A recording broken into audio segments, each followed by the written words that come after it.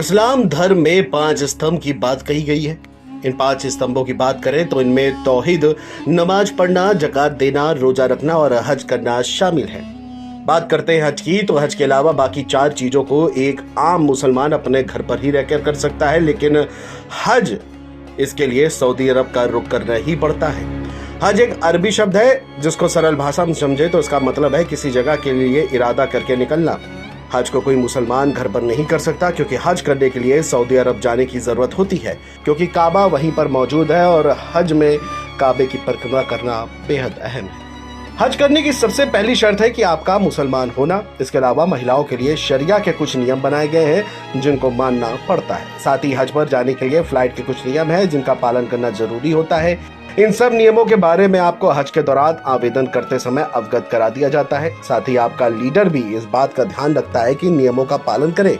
बता दें कि हज करने के लिए कम से कम 12 साल की उम्र होना जरूरी है। इससे कम के लोगों को हज नहीं जाना होता।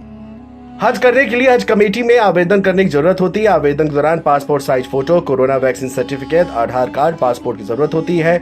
हज कमेटी के लीडर द्वारा कराई जाती है या फिर प्राइवेट तौर पर भी इसको किया जाता है, लेकिन प्राइवेट तरीके से करने पर खर्च तकरीबन 5 लाख रुपए तक आ जाता है। हज करने के लिए भारतीय करेंसी में करीब 3 से 4 लाख रुपए का खर्च आता है। जानकारी के लिए बता दें कि जो लोग हज करने जाते हैं वह अपना कफन का कपड़ा साथ लेकर जाते हैं।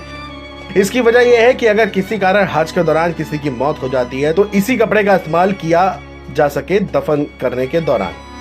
अगर कोई सकुशल वापस घर आ जाता है तो बाद में जब भी उनकी मृत्यु होती है तो उन्हें इसी कपड़े में दफन किया जाता है। जो लोग हज करके लौटते हैं वह अपने साथ जमजम पानी लेकर आते हैं। जिस तरह हिंदू धर्म में गंगा जल की महत्वता है, उसी तरह इस्लाम में जमजम पानी की है, लेकिन इसकी भी एक निर्धारित मात्रा को ही आप अपने साथ लेकर जा सकते हैं। इसके लिए कुछ नियमों को भी तय किया गया है। हज सबसे पहले तो इस्लाम के 5 स्तंभ में से एक है। साथ ही हज पर जाने वाले लोग अपना ज्यादा से ज्यादा समय इबादत में बिताते हैं। वह ज्यादा से ज्यादा नमाज पढ़ते हैं, रोजे रख सकते हैं, कुरान की तिलावत यानी पढ़ना करते हैं। हज पर जाने वाले लोग अपना अधिकांश समय खुदा को याद करने में बिताते हैं। बता दें कि हज सबसे पहली बार पैगंबर मोहम्मद ने की थी, जब वह मदीना से मक्का अपने 1400 साथियों के साथ पहुंचे थे।